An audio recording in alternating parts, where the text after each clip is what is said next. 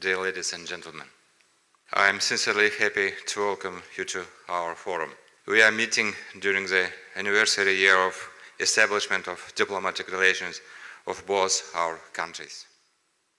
Exactly 25 years ago, after the historic visit of the first Prime Minister of Singapore, Lee Kuan Yew, to Kazakhstan, we have established friendly and trust-based relations for the years ahead.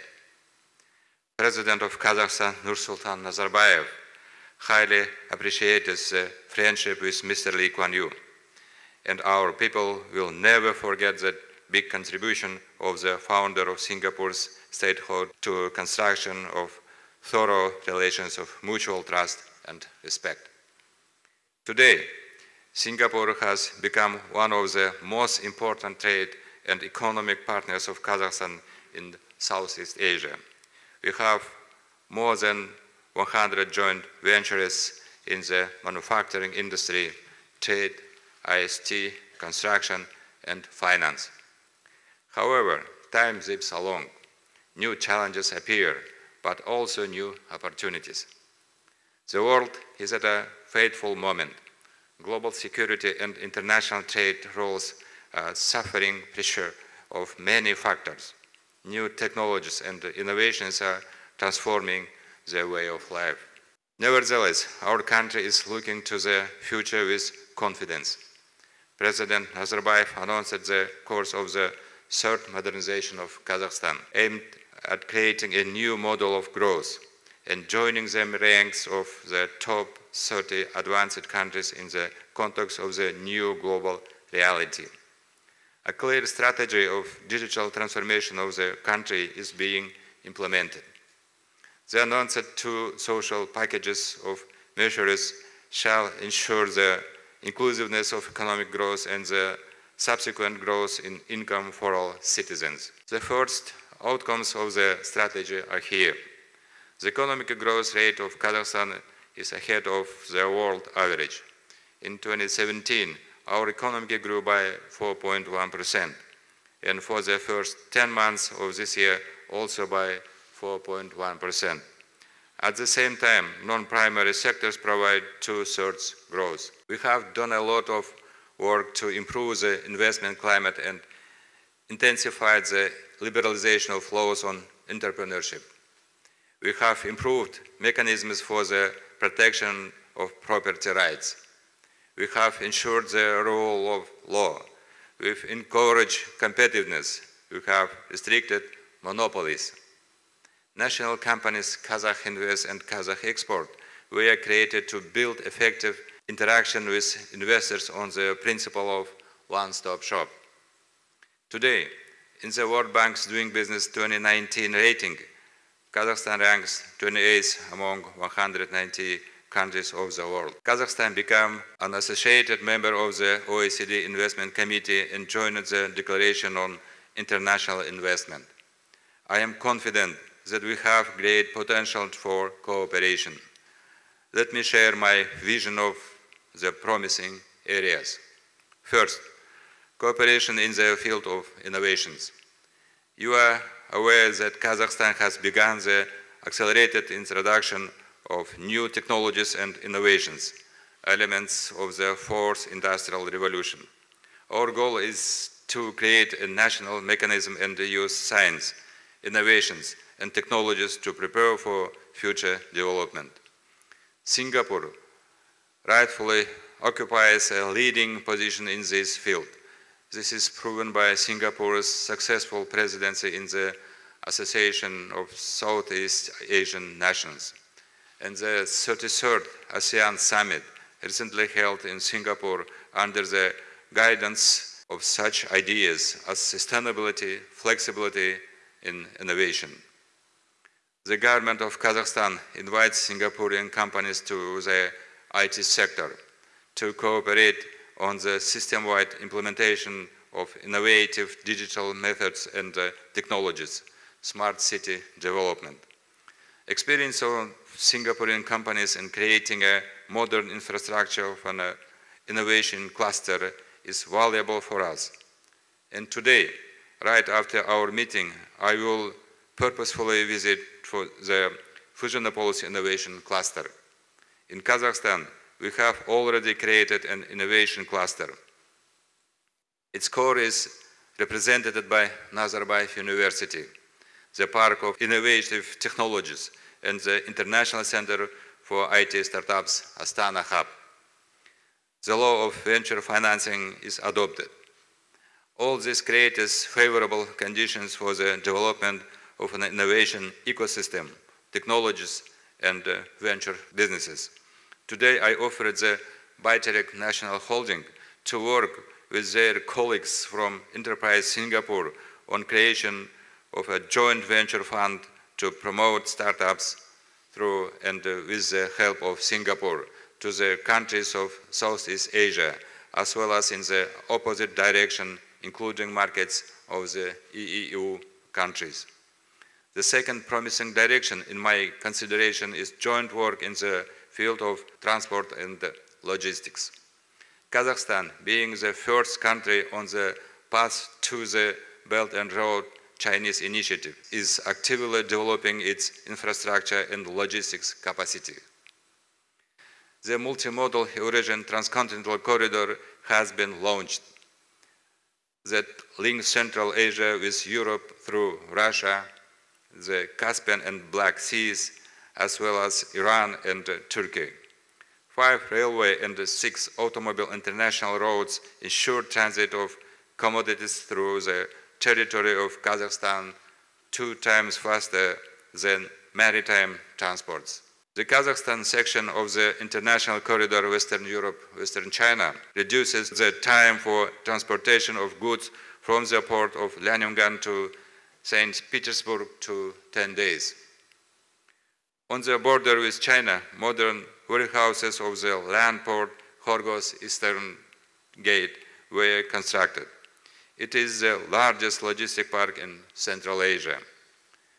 In the west of Kazakhstan, on the Caspian Sea, a modern port infrastructure has been built, which increased the terminal throughput capacity of the Aktau and the Kuruk ports. All this can be interesting for your companies that have extensive experience in the development of transport and logistics facilities, not only in Singapore, but also in the region. The third direction is cooperation in housing construction. Kazakhstan has implemented large-scale housing construction programs and provides citizens with preferential mortgage lending, affordable and high-quality housing. The country is progressively urbanizing. 4 major agglomerations are consistently developing. Just now, before I met you, I visited the Singapore Housing and Development Board office. The experience of HDB is very interesting. We will study it and develop a vision of how the Singaporean experience can be applied in the housing policy of Kazakhstan. The fourth area is investment in the development of the processing industry and non-primary exports. We continue to diversify the economy and invite investors to the metallurgy, oil refining, chemistry, and engineering. For these purposes, we have 12 special economic zones and 22 industrial zones with different sectoral orientation and different preferences. Kazakhstan has a large number of projects on exploitation and development of production of copper, gold, rare and rare earth metals, including lithium and vanadium, phosphate raw materials, and much more. We are interested in investing in geological exploration, new technologies for enrichment and processing of raw materials. We have begun a large-scale modernization of the agro-industrial complex. Structural reform and diversification of the agricultural sector is underway. The scientific, technical, and technological re-equipment of the entire industry has begun. All this provides great opportunities for investments in the food industry. The government of Kazakhstan is actively working to develop trade with China and other neighboring sales markets. This makes export-oriented agribusiness especially attractive for investment. Tomorrow I will be in Beijing, where we plan to continue our dialogue with Chinese colleagues in this direction. A new direction for our economy is the development of tourism. For this purpose, a specialized company, Kazakh Tourism, has been created, which provides special conditions for companies interested in the development of tourist infrastructure. With the opening of new flights connecting Kazakhstan with Southeast Asia, we invite interested Singaporean companies to implement joint tourism projects and express our readiness to open a direct flight with Singapore. The fifth area of joint work is participation in the privatization and the work of the Astana International Financial Center. Kazakhstan carries out a campaign of privatizing the largest state-owned mining and metallurgical companies, oil and gas, energy, transport and communications, and infrastructure enterprises. Last week, the AIFC Stock Exchange launched the first trading in shares of privatized enterprises. The national company Kazatomprom was the first company listed on the stock exchange. A successful IPO on the London Stock Exchange and the AIFC confirmed its status as a leader in the global uranium industry. This is a good signal for Singaporean businesses.